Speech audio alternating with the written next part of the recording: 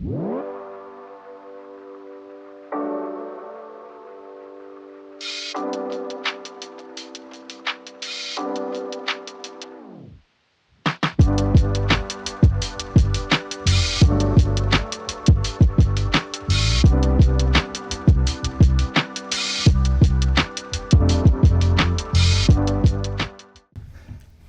on to some worldly pop culture news, but also very much close to home news, right?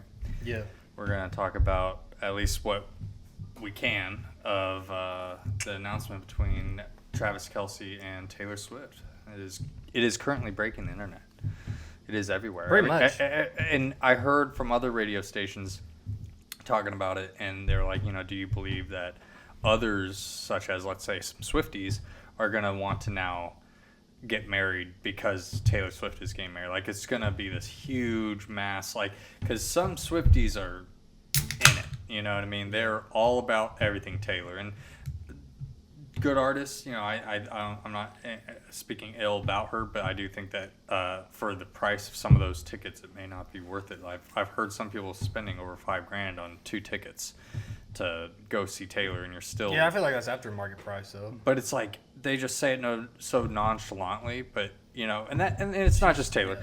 It's anybody paying for a ticket, and that's kind of like, I don't know if I'd pay $5,000 or even $1,000. I'll try to break it down piece by piece, everything, how I feel on everything you just said. So, we're from Kansas City. We're based in Kansas City. I'm from here. I'm from the Dot. I know Sean's from California. A little bit everywhere, to be honest. I mean, I born in California, moved to Finland for a period of time, and then wound up where the grandparents were, which was kind of like Superman's story back in Kansas. But yeah, I was born and raised here. My dad's from... Interesting fun fact, my dad is from where Taylor Swift is from. My dad's from Reading, Pennsylvania. We used to go back there every year. My uncle still lives out there. When my grandma was alive, we would go back and see my uncle and my grandma out in Reading. Lots of experience with that. But as far as the two of them getting engaged, I think that's huge for our For our city, it's huge. I want to say it's huge for our city because that's a big deal. We love Travis Kelce. And look, I'm not going to lie, I didn't really jump on the Chiefs football train till 2013, 2014. Well, when did Mahomes get on there? Mahomes came, his rookie year was 17, and he didn't start any game. I think he started the last game of the season. Because to me... But his first year as a starter was 2018. For me, I'm not against sports, but I definitely have only more so been watching it as we got good, Right. And I mean, I always wanted to root for the home teams, but if we aren't very good, then I may not. And that's care why to go to the games. That's why but I now didn't it's get like I into feel it. a little bit more pride. Right. Funny enough, in high school, I didn't feel any kind of school spirit or anything like that. But I do kind of. I like the vibe of the Royals and the Chiefs right now because I just feel like it's been overall an upward trajectory of the fan patriotism for the teams, or whatever, and I do think that it gets amplified sometimes to a bigger extent than it needs to be, but at other times it's all warranted. I mean, this Taylor Swift and Travis Kelce, I mean, like you said, Taylor Swift is the biggest pop star on the planet. Huge. Travis Kelce is a Kansas City hero. Yeah. More or less. I mean, he's up there. I think Alex Smith's still a hero, even though he never won a Super Bowl with us. But Alex Smith, Mahomes, Travis Kelce, even, the role player guys, they're all heroes in Kansas City. When our teams win, we regard those guys as heroes. Everybody on the 2015 Royals team, they're all a hero in my eyes. I love Alex Gordon. I love Mike Moustakas. I love Eric Hosmer. I love Lorenzo Cain. I love all the dudes. Alcides Escobar. I could go through the whole fucking roster of that 2015 team. But Travis Kelce, I think just because he's endured and played his entire career here, he is a Kansas City legend, and he's going to be a Kansas City hero for the rest of his life. And obviously Taylor Swift is the most popular pop star, recognizable person probably on the planet, not just America, but maybe on the planet. Yeah. Her stardom is just Yeah, Through the absolutely. roof. And the two of them, like, and obviously we don't know them, and I'll get to that in a second. But like, Shocker. right. But just seeing two people like that, like seeing how Travis was before he met Taylor to after he met Taylor, I just love to see like his growth as a person, his growth as a human, and the fact that the two of them, like, you can see it in the way that they interact with each other in videos and photos, whatever, that they like genuinely love each other. So like I don't know why anybody would think anything negatively towards that. Like, because there's a lot of people that like just are shitting on it because yeah, well, I've heard some people like Taylor throw some Swift conspiracies on things, and it's like I don't know about some of that, but yeah. But the other thing I want to say is like I think that maybe it gets amplified too much. Like, these two people, like, they're people at the end of the day. Sure, they're like famous figures, like they're in the public eye. They're celebrities, essentially. Like, that's what the word for it is. They're celebrities. But they're people at the end of the day. And they deserve to have their own happiness outside of their celebrity. And I think that people take it a little bit too far when they're like, oh my God, like, my whole life has been made. Like, they're engaged. Like this is, it's two people getting engaged. Like, be happy about it, but don't, like, I think people overstep the boundary. Like, they know Travis and Kelce on a personal level. yeah. Like, and I'm just, I get what you're irks saying. Me a little bit. Like, it I don't know. That kind of bothers me a little bit. I do get what you're saying. Like, Like, take it people too wrap far. up too much of themselves into other people's lives, like especially in those that are in the public eye, such as Travis and Yeah. Taylor, where you know, I would say the craze is more for Taylor than it is for Travis. Not to say Yeah. that he doesn't have his own Right. fan base and stuff, but really it's like she's such a megastar that Yeah. that's the thing. That's now he's the one to do what others have not been able to do, essentially, and that's propose and be accepted in. And I think Hopefully, there's no new song eventually coming out. I hope not. coming I out. hope not. But I think, I hope like it you said, ends up- I do think that there's a genuine connection between the two of them. Yeah. You know, others have pointed out from other shows that you know it's a good call out where like when I think it was when they won one of the Super Bowls or a game, and she came out on the field and you know he came up to her, but then you can hear in the audio she's like, and now go celebrate, you know, like that's she understands where it's like, this isn't my world, this is your world, Right. you know, and I think that's pretty respectful to not like, oh, I'm Taylor Swift, so I need to follow you onto the And stage of you accepting your trophy, the like same exact way. yeah, too. yeah. So, but they are definitely a huge deal, and I, of course, am happy for them, but Our also girlfriends for are fucking they freaking out about it. everybody loves it. But I find it interesting, and it's not because I know a lot about Taylor, but I know just through some videos where she at one point, and this is many years ago, was like, oh, if I could be anywhere, somebody asked her if I could be anywhere, she'd want to be in Lawrence, Kansas. And it's like, oh, that's a funny thing. But I don't know who her friend was, but she had some friend that was going to school in Lawrence, Kansas. So when she was younger, she was like, oh, I want to go to Lawrence, Kansas. And it's just funny to have that connection already put then. Yeah. And then many years later, oh, little did she find her Prince Charming here. So, In Kansas City. but KC Metro, yeah. but good for them. I mean, that's great. And- I mean, and it's world it news, but does- it's also what- local news. well, It's what- amplified. Well, local what helps, news. I think, for us as locals is now it's putting another big spotlight on Kansas City. Like, I Oh, yeah. feel this Hell yeah. energy of Kansas is coming back. Not to say that, like, you know, it was ever lost or not there, but like there wasn't a big talk about for Kansas City, but now it's like it's in a lot of people's minds or a lot of people's vocabulary, you know, because we win Super Bowls, because we are making the news with Taylor Swift and Travis Kelce, like because of those things. And then I think that there's also a growth going on within the city and the surrounding areas of like people are going to be moving to Kansas City, opportunities are going to be had in Kansas City. And I, you know, from a biased perspective, I'm like, we're right smack dab in the middle. Like, Yeah. I mean, we're in a prime spot, in my opinion, for having kind of a big city, for having a little bit more draw than maybe we've had years previously. And I do support like trying to update things, and let's say in one case would be moving the Kauffman Stadium. and figuring out where a good place for that is. Oh, man. It's taken There we too go. long, though. Is the There only we thing. go. Like, because I feel like that is something that should have been done many years prior, before now. And because now we have too many logistical obstacles that get Yeah. in play. But like, it makes me think of other cities, and first one that comes to mind is, and I'm not saying it's because it's like the best or anything like that, but is the Rocky Stadium. Is at least it's right there. It's kind of nestled into the Yep. into the city. You also benefit from having a good view of the mountains and the sunset in certain seats, Right. but.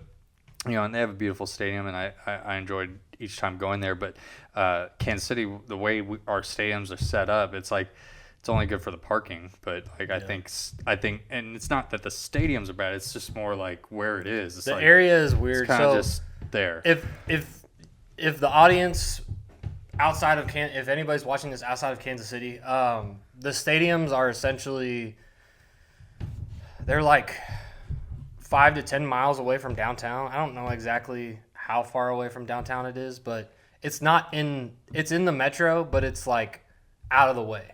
Like it's out of the way. It's not really by anything. The infrastructure for having a stadium there, I think they were planning originally in the 70s when they built the stadiums to like build around the stadiums, but they just never have. They've never done it. And it's not really a chore to get out there. It's easy to get out there. It's easy access to the stadium from the highways. There's multiple ways to get to the stadiums. They're both in the same parking lot, smack dab in the middle.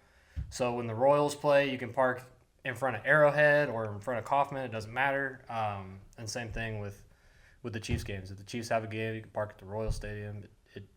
They're interchangeable. It's a multiplex essentially. And I think that's originally why it was built that way. But now that we've had a little bit of a boom. I mean, we've grown as a city since the 1970s, which Kauffman opened in like 71, I think. But we've grown as a city since then. So at this point, it's kind of like they've updated Kauffman before. I don't know about Arrowhead. I'm sure they've done renovations to it. They've updated Kauffman before. They did that in 2009. I do remember that. And they made it. It's hands like this is my problem with the stadium conversation. One, they can't find a spot for it. They can't find a spot for it that everybody agrees on, and they're not going to. Two, why would you move? Like, why would you move? Because Kauffman Stadium is the most beautiful stadium. Like, the only other stadium that's comparable to me that I've been to like 4 or 5. From a standpoint of access to everything in the stadium and then just natural views, I think Coors Field in Colorado is the only one that rivals Kauffman right now. And again, I haven't been to all of them. That's not a slight on any other stadium because they all have their upsides and downsides, but Well, and I'm sure for any local, they'll be able oh to yeah, say, and hey, I'm not no, trying to this shit is- on this any is my other stadium. yeah. I've only been to a handful. Yeah. Like I've been to Wrigley in Chicago. I've been to Coors Field twice. Kauffman is like my second home during the summer. What's the one in San Francisco? I don't remember the name. Like Oracle Park now. It used to be called AT&T, but now I think it's called Oracle Park. In San Francisco? Yeah. Because I have been there. Yeah.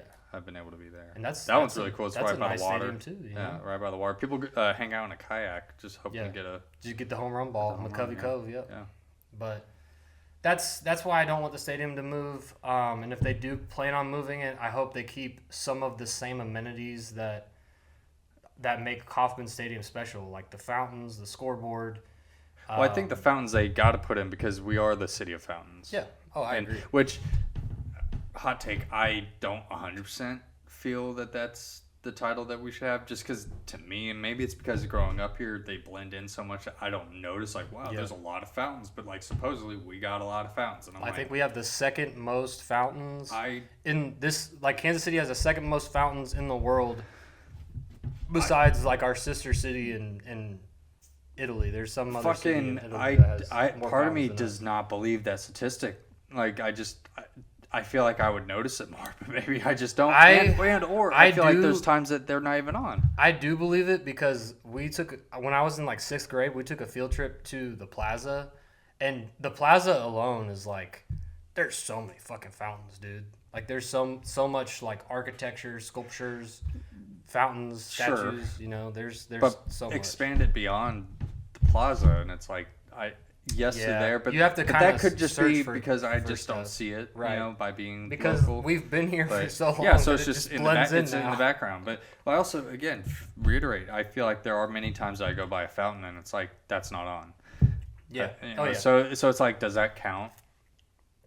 If it's not operational? I don't feel like it should, but it shouldn't. I guess they count it. They count it. Yeah. I don't know exactly how that works, but yeah. But hey, we're the city of fountains and the city of the Swifties now. Swift get Swifty with us, Kansas Swift. Like Kansas Swifty. I do think that all the Swifties who live here in this area are beyond the moon because of. I'm not a Swiftie, and I'm kind of like.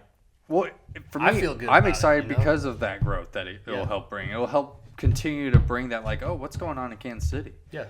Like absolutely. Like and the surrounding areas. I mean, I don't think that we're a tiny little blip on the map. Like, I've lived out of state, and every time I interact with people that are out of state, anywhere, they'll usually just say like, "What the fuck is there in Kansas, and what is there to do?" Like they just think it's all cornfields. And for the job I got now, I drive through a lot of cornfields, and there is a lot of that. There's a lot of it for sure. Yeah. But at the same time, I go through a lot of these small towns. It's not that there is a whole lot going on there, and I kind of get tripped out with like all the buzzing around of like what's going on in this small town that I go to, and it's like you wouldn't think about it because for you and I, we're here in this Kansas City area and the surrounding metro area, and it's like our worldview is like contained mostly to that, right? Day to day at least, and then for others, they have their own infrastructure and own things going on, like. The worries that us here living in our part of town have are probably vastly different than those that are living out in the true boonies, with the one light town. And it's like the only food joint they have is a Sonic. Like, it's baffling. Like, and then I'm like thinking, what do you do for fun? And it's the like, staple of the Midwest. You gotta drive all the way out. Drive-in Sonic. I see the that in a Casey's. I see a lot of quick trips. They're not as. I think they're probably they're not as popular, and they also aren't in Topeka. Really? At least I've never found it. I one time tried to go to one, and it took me to a hole in the wall. We're getting at Bussey's. That's right, over in the Legends, right, or near it. I don't know where. It's somewhere. I'm not somewhere close to us. Until maybe I experience it, and if it's really worth it, I don't know what the hype's about. So I don't either. And nobody in the comments roasts me or us. I've heard so many like great things about it, and like I'll give it a try. I do like barbecue. I'm not a barbecue connoisseur, but like I'm a sucker for barbecue. So I'd be definitely okay with that. We're the city of barbecue. Yeah. Oh yeah. Well, and I've met many people that will say we don't have true barbecue. And those same motherfuckers that are saying that, it's like I see lists online, which, okay, I'm just pulling a list online. New York whatever. barbecue is the best barbecue. No, fucking Kansas City is the winner. So when they're telling me that, oh no, I eat fucking Dickies, like, do you know Dickies? Have you heard of Dickies? That's a fast food fucking fast food barbecue, which processed barbecue. In a pinch, it's okay. What's your favorite barbecue place? Here? Fuck, dude. There's so many to count. Like, I would definitely have to lean on that Oklahoma Joe's and Gates. But how often do I make it out there? Gates, how often do I make it out there? Like, Gates that's just like scratching the top. Those are those like that you can really hear. Yeah. Like, a lot of people know those. I would like to know more of the hole in the wall places. Yeah. Oh yeah. The one closest here is Blind Box. Blind Box isn't bad. I am a sucker for, and I even liked Wyandotte Barbecue. I had a Wyandotte Barbecue growing up near my house, and unfortunately, it's no longer there. It's some Hispanic restaurant. I don't know if like maybe the original Wyandotte Barbecue is still around. I haven't looked that up, but I also had other friends of mine tell me that that's not real barbecue or that's not good barbecue. And I will admit, as much as I have eaten that, their burnt ends were not choice burnt ends. And again, I can't necessarily articulate the like, oh, what makes good barbecue, but one thing that Midwest is known for is burnt ends. And like, there is a quality burnt end and then a fucking trash burnt end. Right. And if you use a lot of fatty portions of that meat and it's not got a good amount of bark all around it, like I want it to have bark all through the inside, basically, like, and that's the idea of a burnt end, and it's got to be meat, not fat, because the fat won't get that same char. And so if you're getting all those bits of fat, it's like you already know the place is trash. And everywhere that I've been outside of Kansas City, can't do barbecue outside of Kansas City. I do because I don't. Well, I can't do it. When I lived away from it, I had to. You know what I mean? Like so to get my fix, like okay, it says barbecue. Okay, it says KC burnt ends. Okay, I'll get those. And it's like I'm a sucker for barbecue and meat, but like or barbecue sauce and meat. But is it as good as KC barbecue? No, like doesn't come close. But like I said, I've met. They ain't us. They do. But I got the best barbecue. Best fucking football team, best quarterback, best tight end wife. They hate us because they ain't us. Fiance, not wife yet. Soon to be wife. But I don't think they're gonna change her name, or at least like. No, they're celebrities, so they'll probably keep both their respective names. Yeah. And speaking of that, like just because he has his own podcast, top 3 guest speakers. For me, if we had guests on this podcast, I think my top 3 would be like Travis Kelce. I think Bobby Witt Jr. might be a fun one to have, or maybe Vinny Pasquantino from the Royals might be a fun one to have. And then I don't know. Maybe somebody from our personal lives that we think is charismatic and funny. We'll get our moms on here. Oh, fuck yeah. Hell yeah, dude. The Mom Podcast. Have our moms take our spots and just talk about shit for an hour. That'd be I'm sure it's like a wind-up toy or something. Cool. You just get them going and they can keep ranting. If anything, that's probably how we'll really get the traction going. But yeah, that'd be a cool episode to do for sure. That's an on-the-spot type of question because that's the reason for it. Yeah, and I get it. I get it. If we're talking about like local, like someone, I would definitely say Kelce or Mahomes. Now that's like a fucking. That's a long shot. That's a long shot. But we also have like some other people. I would say a fun one that would be a curveball, Dr. Phil. Dr. Phil. Because he went to our high school even. Oh yeah. And I have seen he has done some podcasts. So Paul Rudd. And Paul Rudd, of course, for me, there's skateboarders that I could think of, like Tony Hawk would be a really cool one. Bam Margera. You met Tony Hawk too, didn't you? Very briefly. I felt for the guy. The meet and greet. I got the photo with him. Oh shit! I've got 100 people to meet here at this. Dude, I kid you not. Because the skate park had just opened, but of course, anybody that knows anything about skateboarding, you hear Tony Hawk, it's like they know who that is. So when it was known that himself and the rest of the Birdhouse team were going to be there, it was packed. Insane. And it was supposed to be kind of like a demo, and sometimes demos can be like it's the pros skating, but it's also like local skating, so it's kind of like a jam. Depends on how it's set up. In my opinion, I think it was more supposed to be like a demo, like, hey, everybody just watches us skate. But then you also do get in those cases like some locals that are trying to show off, which I'm not discrediting that, but they try to show off because they're like, well, maybe this is my one time that I'll be seen, so they try to bust out some good tricks. But then all of a sudden you got a jam going on, and then you also got kids flooding all over the place. And if Tony was on this side of the park, he's already getting overloaded with kids, and then he skates over to this side. Literally everybody's running across the skate park, so making a giant wave, following wherever he went. And it was just like a madhouse to watch. And I could only and I could kind of get the vibe, seeing him, he was fucking over, because it does get frustrating. I do think he's a very respectful person, so he genuinely wants to appease or give everybody that satisfaction of I met Tony Hawk, but there is that respect of they are human at the end of the day, so try not to be too in their face.